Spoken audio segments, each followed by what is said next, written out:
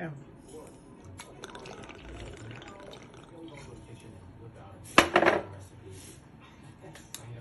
Welcome to Joe's Atmosphere. Cook your shrimp, please. All of a sudden, my shrimp pan is starting up like a smoke fest.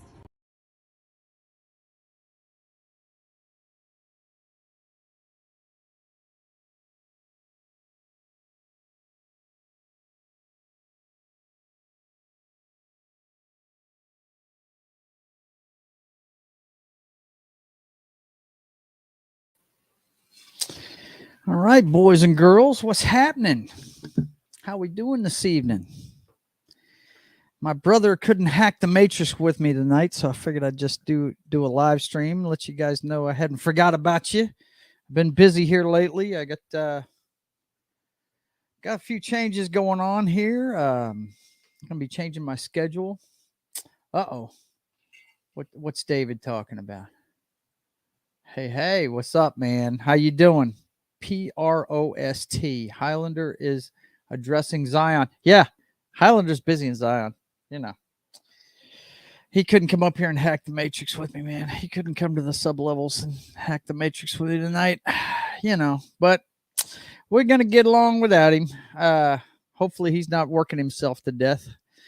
Figured I'd get on and say hi to you guys and see what's happening out there in the world.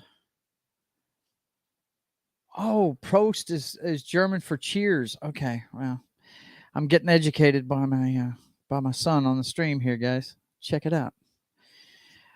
Mr. Burroughs dropping the knowledge.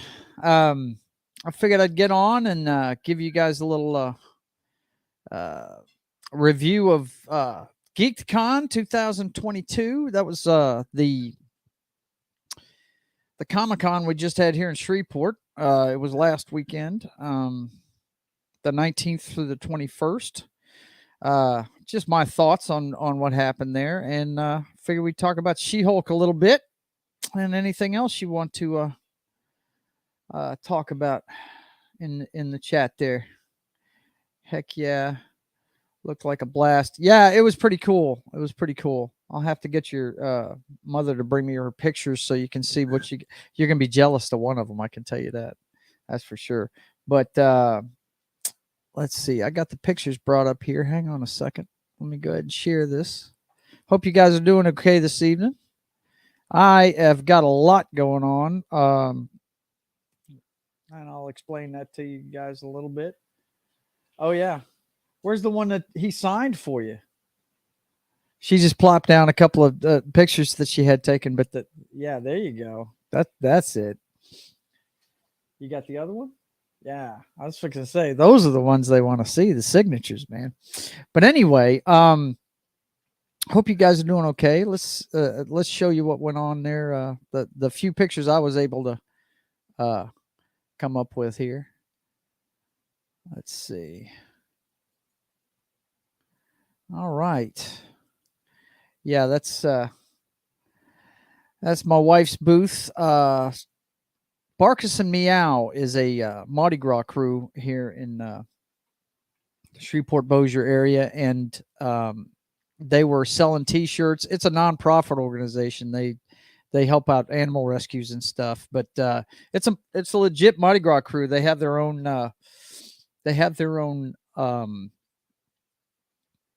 what do you call it? Their own float and everything, man. They get what do you guys ride in the Highland Parade? Yeah, that's the parade. But they have their own animal parade too. They had been doing it at the Reeves Marine location, but they had to expand to the fairgrounds last year. They're getting too big for their own britches. Let's see. She-Hulk, Death by Snoo Snoo. Death by Snoo Snoo. Oh my gosh, man. I don't know your friggin' abbreviations, but I suppose you went to sleep during it. Is that what you're trying to tell me? That room is simply epic, man. Oh, thank you. Appreciate that. But anyway, yeah, they were selling T-shirts and stuff like that, and raising money for animal rescues and stuff, and getting members and stuff like that. And I actually got to set up the Now this picture right here, this is how many people were there on Friday night. And Friday night's just vendors night. I mean, some of the talents there, the celebrities and stuff, but there was a line wrapped to the front of the building for this thing on Friday night. It was a really good turnout the whole weekend. Let's see what else we got here. Yeah, it's more pictures. That's my cousin Megan there. And my wife and the doc. I love the doc. She's the one all the way to the right with the tiara on. But anyway, they were doing a fundraiser, and I got to introduce the public to the privateer. I put out my posters and showed them the YouTube stream of me drawing the stuff and everything, and even left my coffee right there underneath my tri-cornered hat, But we had a good time. Let's see. David says, sorry, had to reload chat. Nah, man, those thighs. Oh, pop your head like a watermelon. David, you're crazy, man. But yes. But anyway, yeah, I got to show off the posters and then there was some killer cosplay. I had to send this one to Dave, man. This guy in the Master Chief armor was pretty damn awesome. And the Jedi. This is two things that my son David loves. He loves Halo, and he loves I don't know that he loves the TV show, but he does love the game. And the Jedi, yes, epic costumes. Yeah, I had to send him that right away. He was like, yes, the shield and the sword together. Yes. I'm a big fan of the Jedi, no doubt. And then, dude, they have a group here in, I guess they're based out of Shreveport, Rhonda, the 501st. Are they in Shreveport? Yes. Yeah. The 501st Legion. They're Star Wars cosplayers, and everybody has to have movie authentic costumes to cosplay with them. And that show wasn't Halo, it was fan fiction. Yeah, I hear you, bro. Yeah, I agree with you. 501st Stormtrooper Legion. I hung with a chapter of theirs in Germany. Wow, really? Okay, all right. It's international? I thought it was just here. Wow. Okay. Well, let me tell you, they showed up in force to this thing, man. The TIE fighter, as you can see, the two people that are with them is the king and queen of Barkus and Meow. That's Ken and Ann. How do you pronounce their last name? Fazell.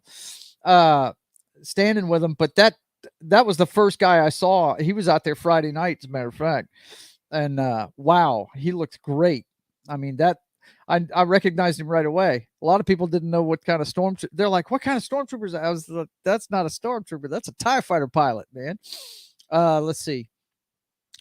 The pic in my Facebook of me in a Rebel stormtrooper costume. That was their costume. Oh, cool.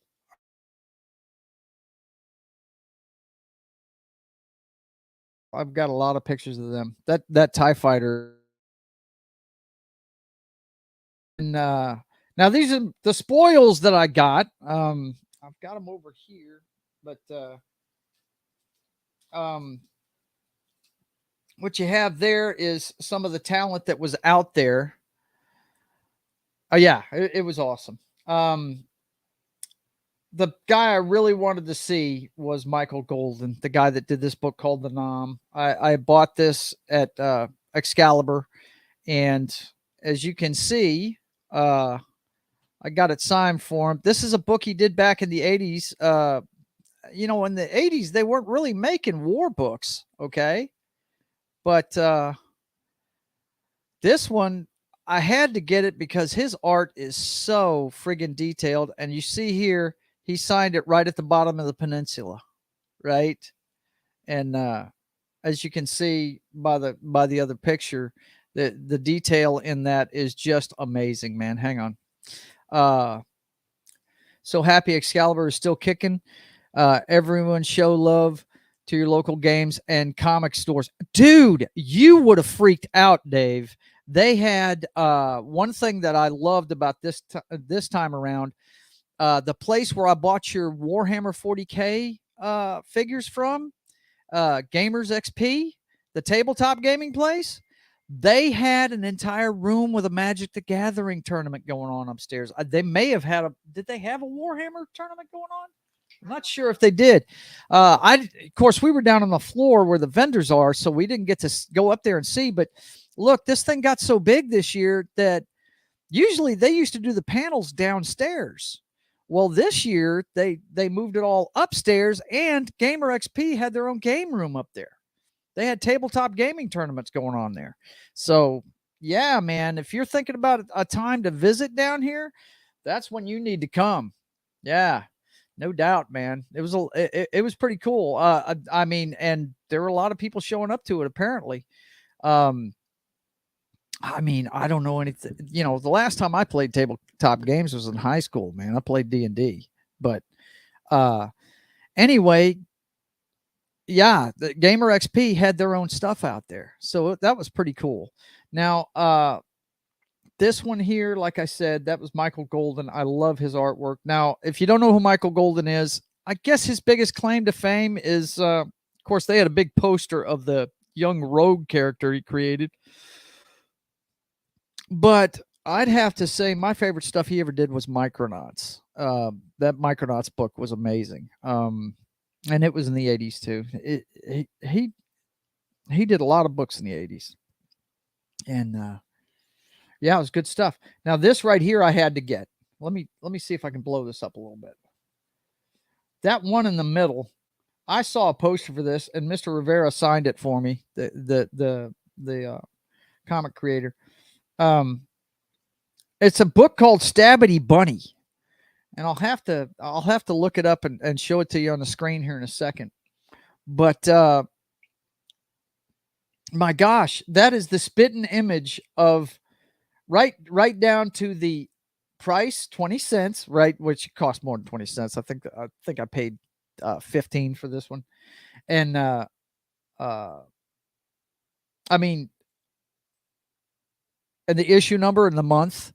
This is an exact replica of the first appearance of the Punisher in Spider-Man. That cover, and I saw it and I had to have it, man. I mean, I'd seen a lot of stuff called Stabbity Bunny. I haven't even read this thing yet, but I had to get it just because of the cover. But let's see. Let me see if I can hang on. I don't want you to see me scrolling around for something, but I'm gonna search real quick for that cover. 129 Spider-Man.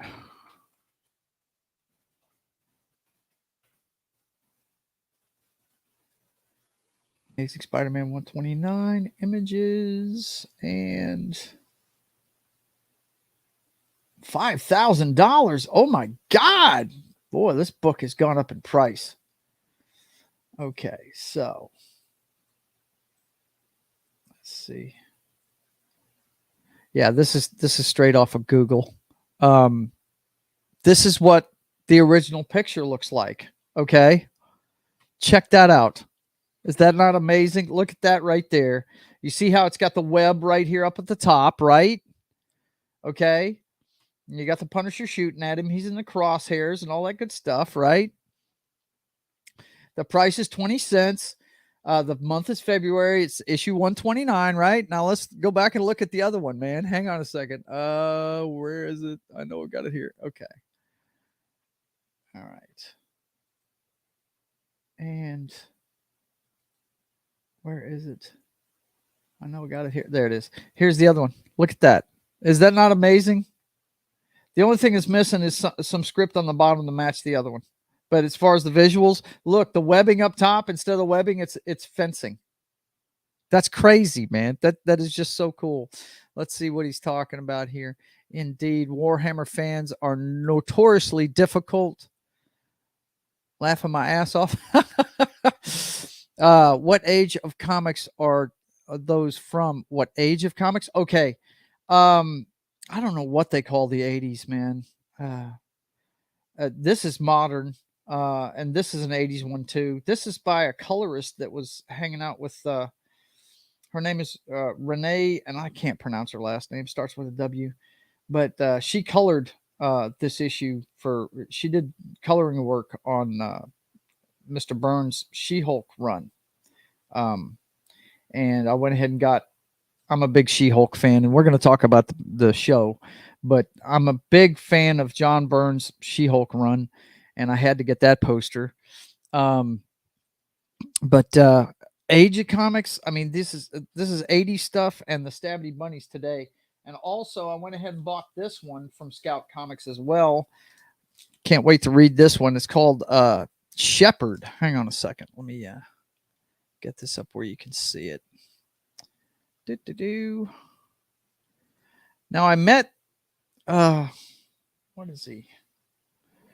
He's the editorial director of Scout Comics, and they're based out of Fort Myers, Florida.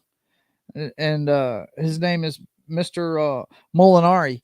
And I was directed to him by the guys that make Stabby Bunny, and they told me that he wrote this book. He didn't draw it, but he wrote it, and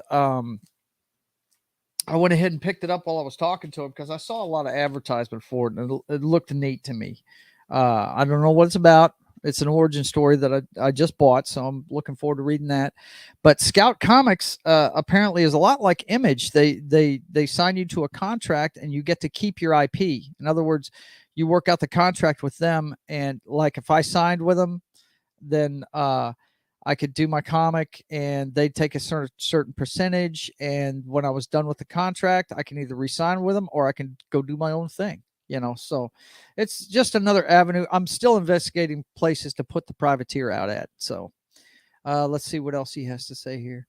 Oh man, you need to show off that black issue of Spider-Man from 9/11, one of my all-time favorites of all time. Well, maybe we'll just do a review of that one or something one day there, buddy. I'd have to dig through the boxes right now. I mean, they're all stacked up right now. Totally spot on. Yeah, that Stabby Bunny cover just looks neat as all get out, man. I just thought it was the neatest thing ever. I really did. I thought that was really cool, And let's see. Now that's cool looking. Yeah. So anyway, that's the stuff I got. Now the stuff your mother got. Watch this, man. Check out what your mother got. Hang on a second. I got to go full face for this. Okay. So she had photo ops with two people and got signatures from two people. One of them, I'm sure you know, buddy, he runs with Sting on AEW. Darby Allin. She got to hang with Darby Allin, man. Check him out. And she got his signature. My mother is eccentric in the best ways, of course. And she got his signature too, man. Check it out, dude. Darby Allin, he was there. Yes, Darby motherfucking Allin. Yeah, man. They had so many pictures of his face, and I think they had one with him and Sting, and she said, no, I want him totally covered up by the skateboard. That's the one she wanted. The skateboard says relentless. I know it says relentless on it, but I mean, you don't even see him barely. That could be a cosplayer. I know you got the photograph to prove it. But anyway, that's the first one. Now I know you like that one, man. But now check this one out, though. Check this one out. This is the signature she got. Yes, it's Jerry, the King's Guardian. Check it out, man. Jerry from The Walking Dead. What's up? And she said he was the nicest guy in the world. The signature says, Rhonda Rivers, let us know if there's a tiger you need us to raise. And then it's got, his name is Andrew Cooper, right? Cooper Andrews. Okay. And then he says deuces underneath his name. I guess he's always saying bye to you. I don't know. But what was really cool, Jerry, if I ever get my dream cat a Bengal, I'm naming it Shiva in his honor. Yeah, hell yeah. And he took a picture with her, and he actually wore Barkus and Meow's t-shirt in the picture for her. She got him a t-shirt and he wore it in the picture. Is that crazy or what? So, yeah, we had a good time at this thing. It was the biggest one they've ever had. I don't know what the turnout was. I'll have to send. Let's see, pure class. Yes, he is. From what she said, he's the nicest guy in the world. But yeah, we had a good time at this thing, man. Let me show you some more of these cosplays real quick. Hang on. There's more cosplays, bud. There's more cosplays for sure. Let me get this down to where we can see it top to bottom. There we go. Yep. Got a Chris tripped out on that one, man. He had to have his picture taken with that one. He likes those what is that called? It's not a forest trooper, but it's I can't remember what they're called, man. Can you tell me what they're called? I don't know. But that one was a good cosplay right there. Of course, I had to take a picture with the Supergirl cosplayer. She was if you don't know, it's a bike trooper. Okay. All right. If you don't know who this is, that is the Red Lantern version of Supergirl from the new 52 run.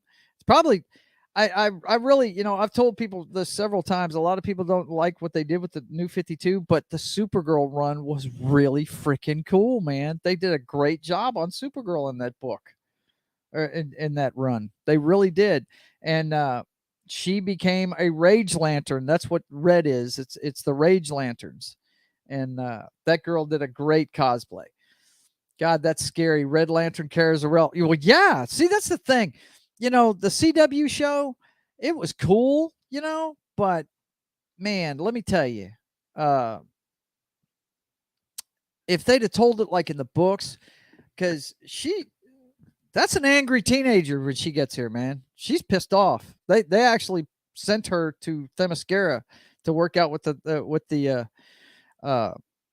Amazonians for a while because I think they were trying to hide her from Lex Luthor or something like that when she first showed up.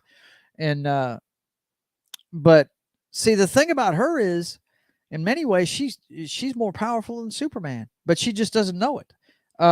And the thing about her is that I love about the character is, unlike, Mr. Truth, Justice, and the American Way, okay, he was a baby when he got here. All he knows is Earth as his home. That's all he knows, right? That's what makes him so human, right? Not Kara, man. She was a teenager when she left Krypton, and she's pissed off that it's gone, man. She remembers it, and she's pissed off that it's gone. You know what I'm saying? So it's a great read the comic books, man. They're a lot of fun. They really are. And that new 52 run was really, really good. Let's see. She's actually stronger than Soups. He just knows his powers better than her. Yeah, no doubt. She could destroy solar systems. Yeah, she can. I mean, it's you'd have to read the books, man. But that's why she ended up getting the ring. The rage ring came to her because she was so mad. Yeah, ill-tempered, pissed off Kryptonian teenager with god powers. That's it. It's a great character, man. And when I saw that they were doing the thing like they basically made her a female Clark Kent on the CW show, and I was like, man, really? Why don't you do something different, man? Why don't you go ahead and, get stupid and actually follow the comic books? That would be cool. But no, they didn't. Of course, then they'd have to have Wonder Woman, Batman, and Superman right out the gate, because if you read the old Supergirl comics, she's in there. They're all in there. So, let's see.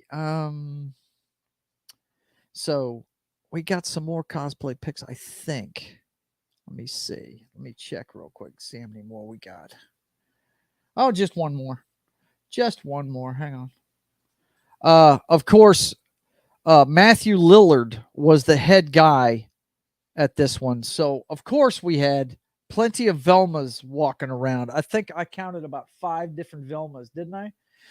I know I saw one.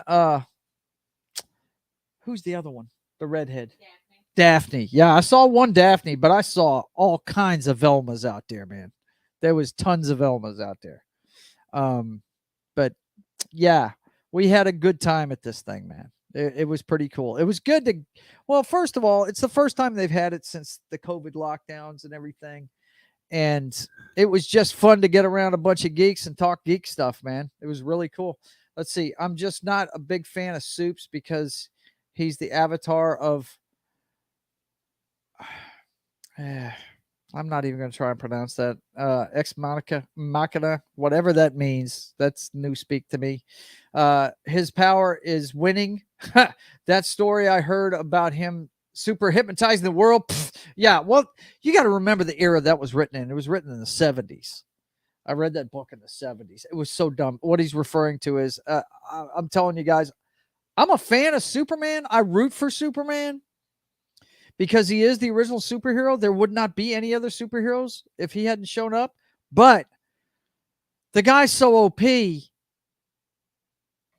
mean, you know, especially in the 70s, they've nerfed him over the years just to make some drama in the book because what he's referring to is, let's see, it's a it's a literary device. It means God from the machine. Okay.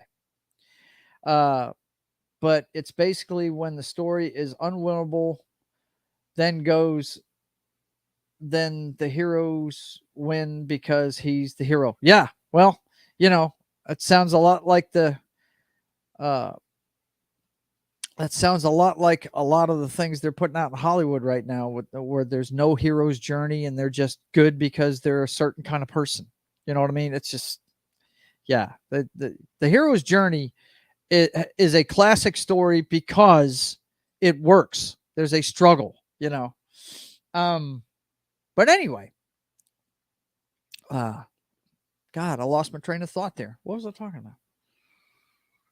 Oh yeah, the Superman comic book that I read was one where he got outed as Clark Kent, and the way he fixed it was he super hypnotized the entire planet. I can't remember what issue it was, and many different people that are Superman fans have told me that was 70s. That's what they did in the 70s. They told some really silly stories back then. So like a lot uh, like Ray Palpatine. Huh? What sorry, I blacked out. Yeah, I hear you about that one. Yeah. That no struggle, just instantly having powers, right? Yeah, it's, well, you know, the sad thing about that trilogy, there was some good stuff in there. You know, I think the best thing about that trilogy was the uh, Kylo Ren character. I thought, and I really didn't mind the Rey character. It's just, I don't know, man. It seemed directionless. The part that really made me go, "What the hell?" was when Princess Leia was using the Force to save herself in space.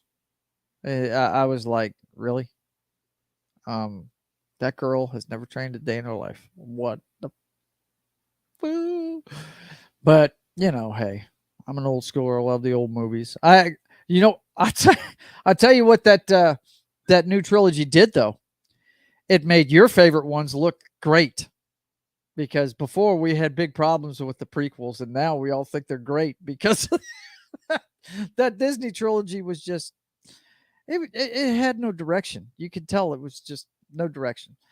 There was, but they missed out on so much. Kylo should have had a twin. There is no Ben Skywalker at all. Leia had a Force connection, but it was very basic indeed. Yeah, Dave's agreeing with me. Yeah, yeah. Well, look, the first mistake Disney did was getting rid of the expanded universe, saying, "No, we're going to make our own canon," just dumping everything. That was horrible. I should have never done that. I should have never done that. And the two biggest mistakes in Star Wars, in my mind, are Disney dumping.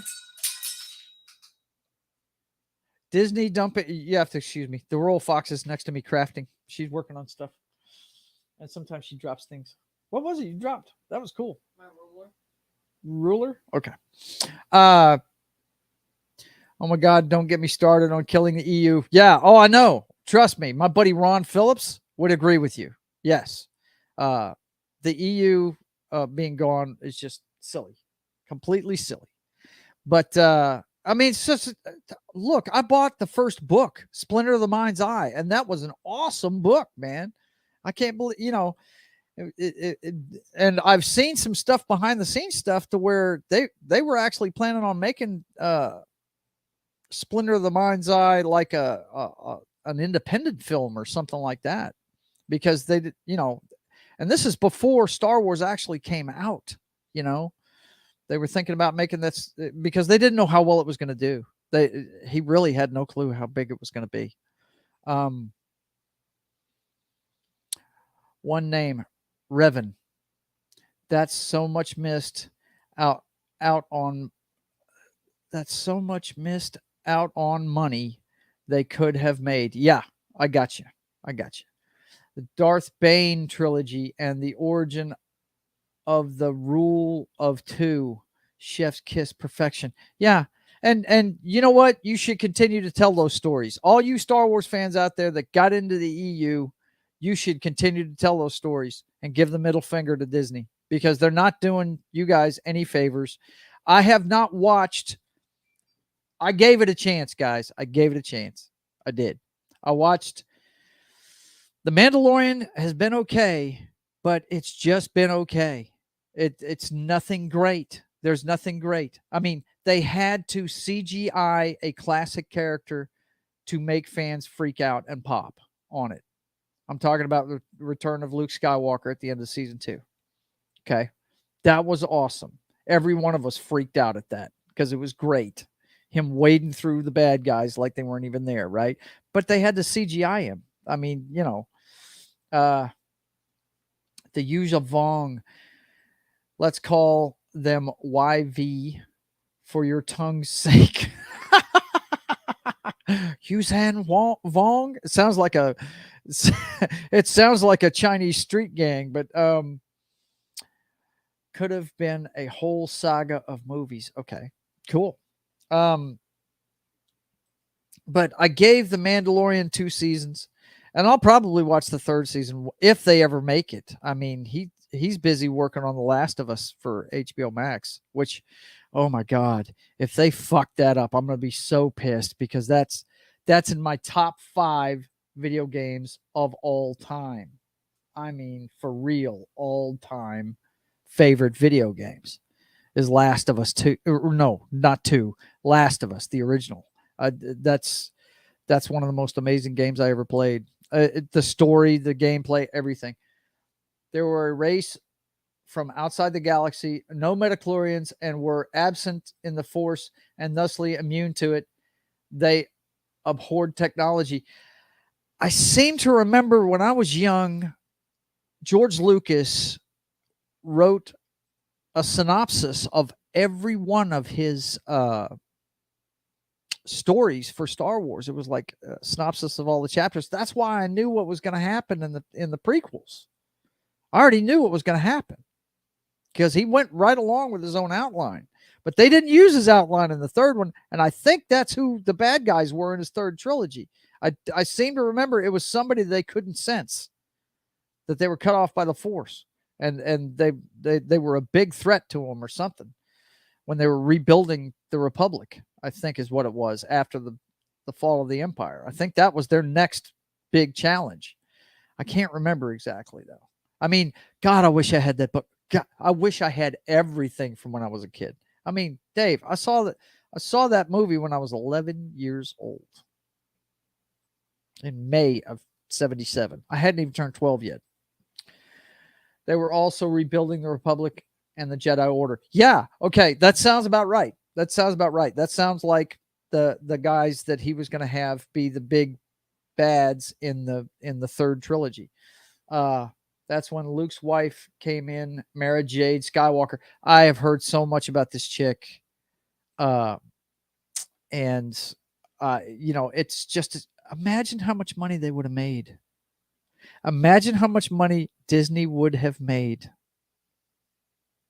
if they'd have just stuck to the existing lore and made movies about it. Imagine. We'll never see it. We'll never see it. You might see it. I'll never see it. I mean, the current climate at Disney is not going to change for a long time. It's not going to change for a long time. She would shred Ray like wet tissue paper. Yeah, that's what I've heard. I've seen people cosplay as her. Doesn't she carry 2 lightsabers? I can't remember, but wow, man, yeah, I would have loved to have seen that chick, and she's a redhead, right? My boy Chris would have loved that. But yeah, they missed out on a lot of money. So yeah,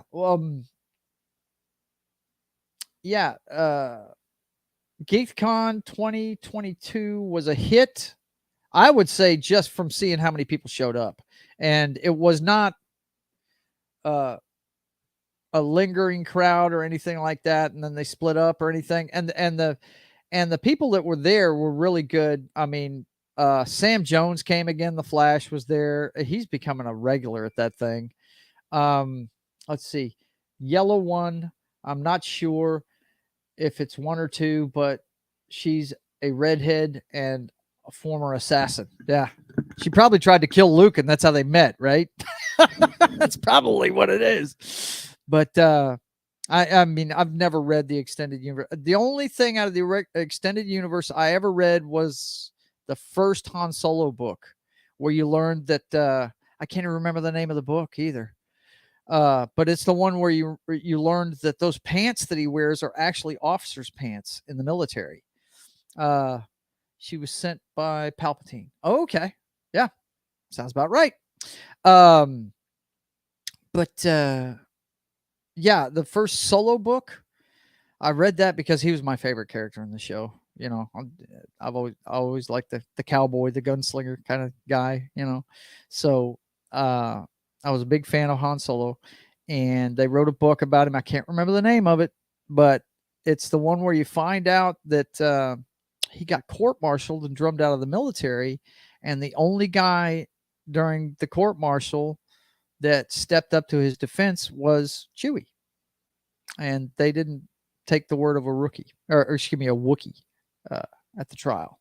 So that's the little bit about. I can't even remember what the story's about, but I do remember that part of the book. I was totally enthralled by that part of the book, that he was ex-military and he got drummed out of the military, for something that happened on Chewie's home planet, and he'd saved a bunch of Wookiees, and apparently he'd gone against his orders or something like that. I can't remember exactly the whole thing. I'll have to do some research and find out where that book, what that book was. But the extended universe is a huge missed opportunity for Disney. Now, speaking of Disney and opportunities, I watched the first episode of She-Hulk. And I have to tell you guys, I have not liked a lot of the stuff that Disney has done on television. Guess my favorites that I've watched so far. I mean, most of it's totally forgettable.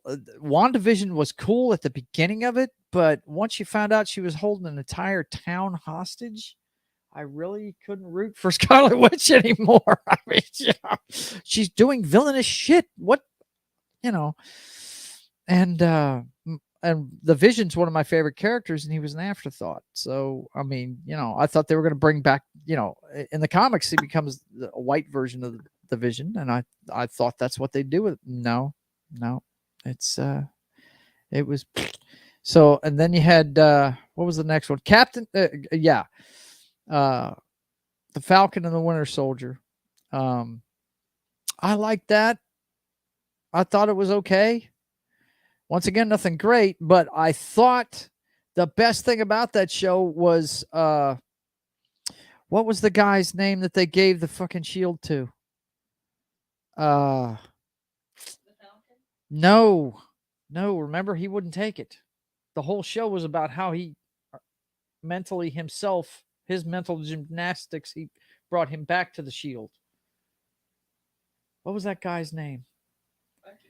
No. No, he's the Winter Soldier.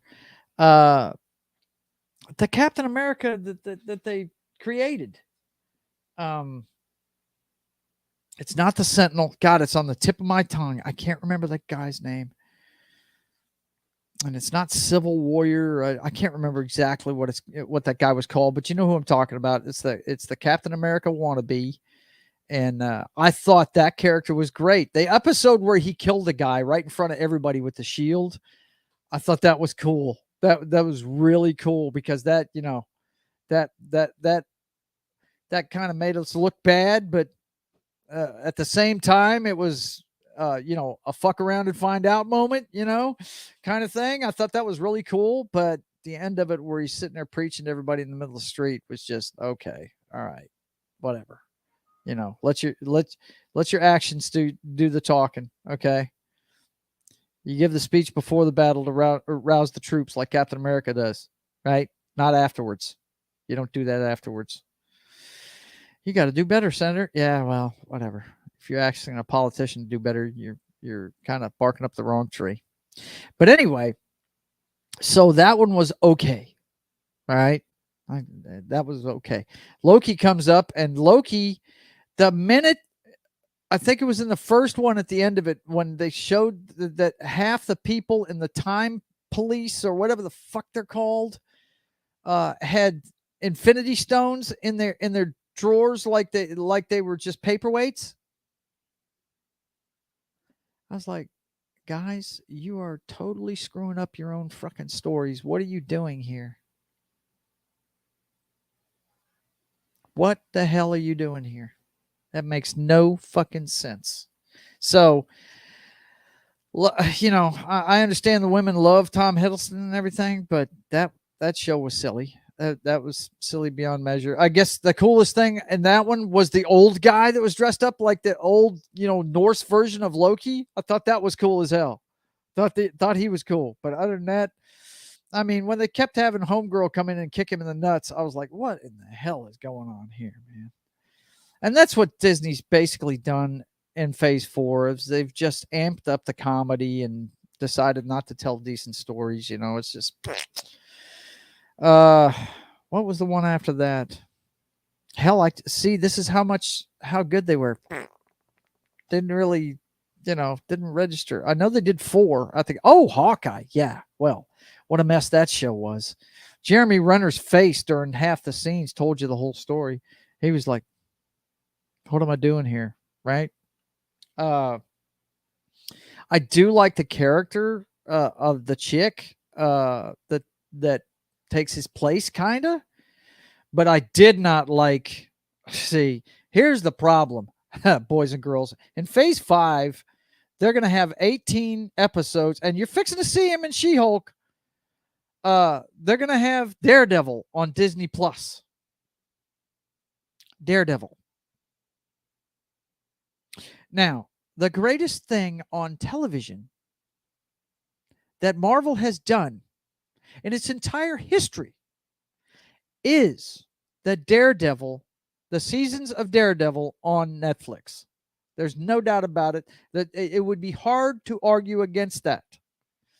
The only thing that comes close is maybe the original Hulk series from the 70s with Lou Ferrigno playing the Hulk. That's the only thing that would come close. But the fact that on Netflix they could actually make this street tough character an R-rated story and have some bloodletting in it and everything, dude, that's awesome. That was fantastic how they did that. But now Disney Plus is going to have it. I just don't see the Kingpin, especially after what they did to him in Hawkeye. Anybody who hasn't seen Hawkeye, if you like the Netflix Daredevil series, don't watch it because they punk the Kingpin so bad in the last episode of that. It's not even funny. Okay. It's not even funny. So I'm not looking forward to that, but I did like the girl's character. I just thought, she should have gotten beat down by, you know, Wilson Fisk, and Jeremy Renner should have come and saved her. You know what I mean? Get her out of there. Not necessarily beat Wilson Fisk. Come on. You don't do that. So anyway, that's the first 4, and then they did Ms. Marvel, I think, was the next one. And that one actually, believe it or not, I try to give these things a chance. That one actually was pretty good. I enjoyed that one, but they didn't hit you over the head with the message. It was a story about a teenage girl getting superpowers, and it was pretty decent. It was all right. But nobody watched it because of how bad the other ones were.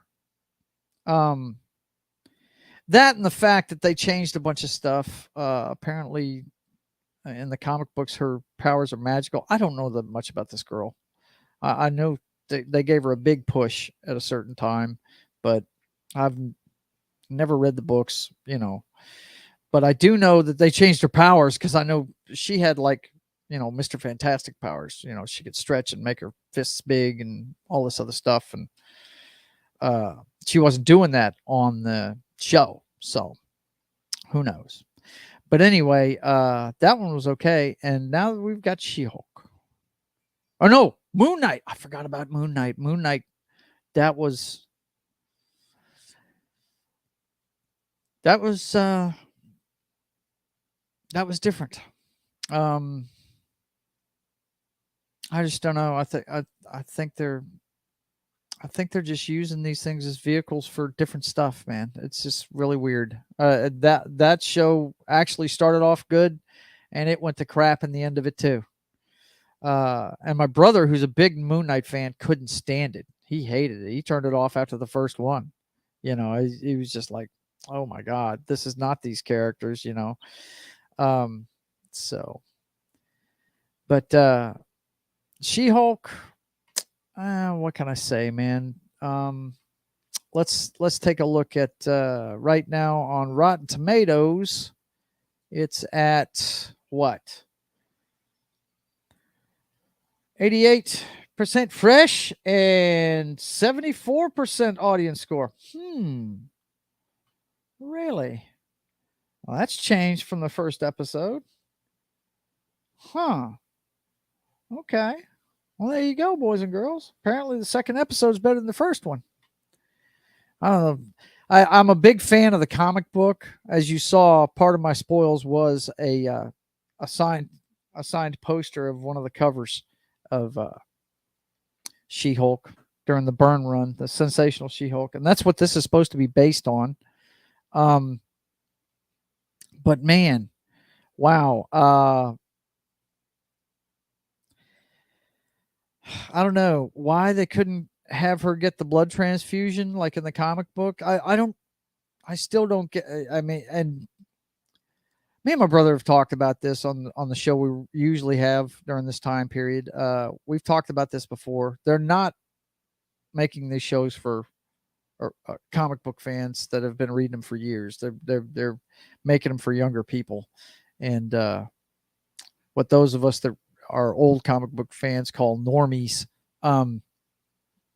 But yeah, I'd have to say that it was okay, but that fight scene in the courtroom was just silly. It was silly.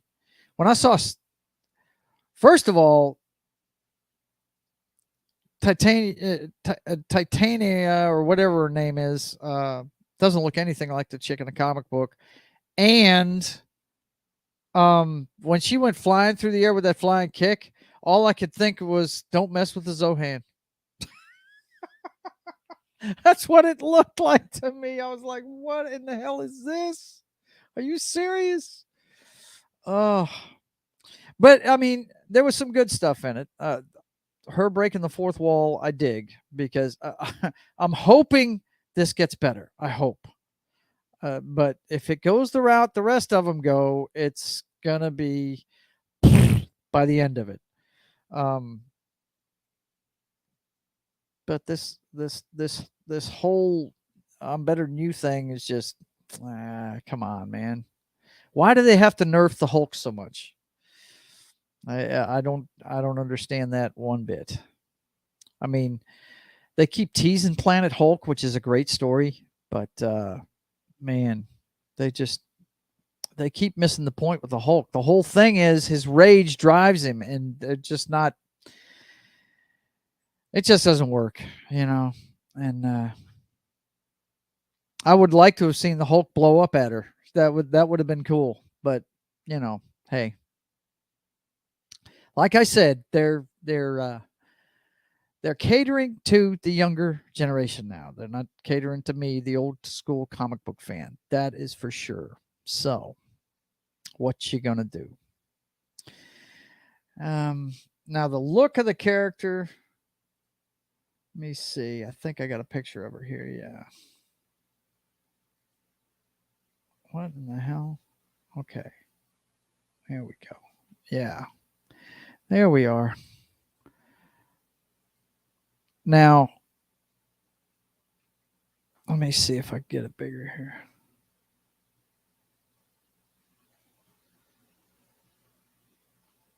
All right. Now, that actually looks great facially, but I don't know. It looks all right. They've been griping about the CGI, but the only bad CGI I really saw was in the fight scenes. But they may be talking about the trailer, which I did see some bad CGI in the trailers. So it may be coming up here in the show, but I don't know. That looks good to me. That looks like the girl in the comic book to me. Uh, but yeah, that I got to give it a few more episodes and see if it's going to be worth a damn, because the beginning of it, yeah, it was okay, but what's up with the spaceship? They just threw a spaceship in out of nowhere. Hopefully we'll find out about that, huh, Rhonda? But many unanswered questions, and this whole her obsession with friggin' Captain America's sex life was really stupid. I was like, what in the hell? What is this all about? So, but if they make her in the comic books, man, she's a plain Jane fuddy duddy until she becomes the She-Hulk, and she stays the She-Hulk because she's a party girl as the She-Hulk, and she's the hotness and all that stuff, and she's never been that, and she's enjoying it. So, they keep having her change back and forth in this story so far. Hopefully, she'll stay that way. And if they really want to nail it, I want to see her get her clothes blown completely off, except for maybe her underwear, and her start bitching at Kevin Feige through the fourth wall. Now that would be perfect. That's what used to happen in the comic books all the time. And make no mistake, I was very happy to see it's going to be half an hour sitcom, because the comic book was funny. It was a funny comic book. It kind of made fun of comic books. It was really fun. First guy she fought was the Headman, and they cut off her head. It was hilarious, man. So we'll see what this has to offer, but some of the changes I'm not really down with. But the fourth wall break is there. Hopefully the CGI won't be as bad as everybody thinks it's going to be, and hopefully it'll get better. This one, I'm a big fan of the original book, and I thought in the environment, the strong independent woman thing, this character fits that perfectly. And if they don't mess it up and piss people off, it'll be really good. But they're already starting to piss people off. So, I hope it improves by the end of it. We'll see. But anyway, that's going to be my show for this evening, guys. I hope you enjoyed it. If you're watching this on the replay, leave a comment. Let me know what you think. I personally am looking forward to seeing the rest of She-Hulk, but if it goes south like the rest of their friggin' series do, then, I'm not going to be able to defend it very, very long. That's for sure. But anyway, let me let you know what's coming up on the channel. Of course, this show is usually the Brothers Hack the Matrix, an Everyman Talk show. We do it the same time period every Thursday. Now that may be changing. A lot of things may be changing around here because I'm fixing to change jobs starting tomorrow. I won't be working 5 days a week at the helpline anymore. I'll be working as a resident manager at a rehab here in town. So, and I don't. That's only 30 hours, and they want to keep me at 40 hours. So some things are going to be changing. I don't know exactly, and I'll let you know about the changes. One change for sure that's coming up, I'll let you know in a minute. But this show is going to stay where it's at for right now. The Brothers Hack the Matrix. Me and my brother Highlander getting together and talking about everything pop culture and current in the news and things like that. And we're going to do that. Hopefully he'll be he's really busy at work right now. So this is the first time he hasn't been able to make it because of work. Last time we were out, it was because he was sick. But I say my prayers for him and hope he doesn't work himself to death. But anyway, we'll be back next week for this show at 6:30 Central, 7:30 Eastern. Okay. And the next show coming up is going to be at 3 o'clock. It's usually 4, but it's going to be 4 p.m. Eastern, 1 p.m. Central. That's 3 o'clock Central time. An hour before we usually do it.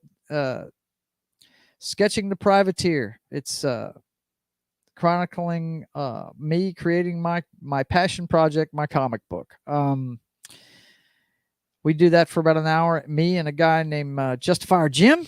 He'll be on for commentary, because sometimes I get a little into the drawing and I stop talking, and he'll talk us through the rest of it.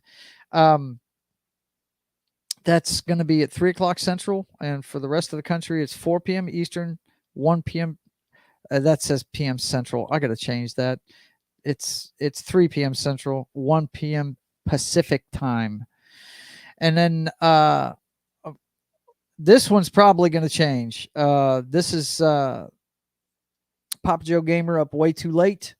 I usually do this on Twitch, and I think that one's going to change because I'm not going to be up all night anymore answering phones. We'll see. They may have me work a shift over there just to get them through the lean time. So they've got a new line coming in, and they need people, and I may be helping them one day a week. I'm not sure, but right now we're still going to plan on Monday at midnight through 3 Central, 4 a.m. Eastern. And that's just me having a few video games, cocktails, and fails just to entertain you on Netflix. So I hope you enjoyed tonight's show. It was my first solo live stream. I hope you enjoyed it. And we just talked about Geek'd Con and the She-Hulk. And I hope you enjoyed it. And until I see you guys again, we're going to show you a trailer for the Brothers Hack the Matrix, a show that we usually do around this time. And until I see you guys again, you just keep on keeping on. God bless you.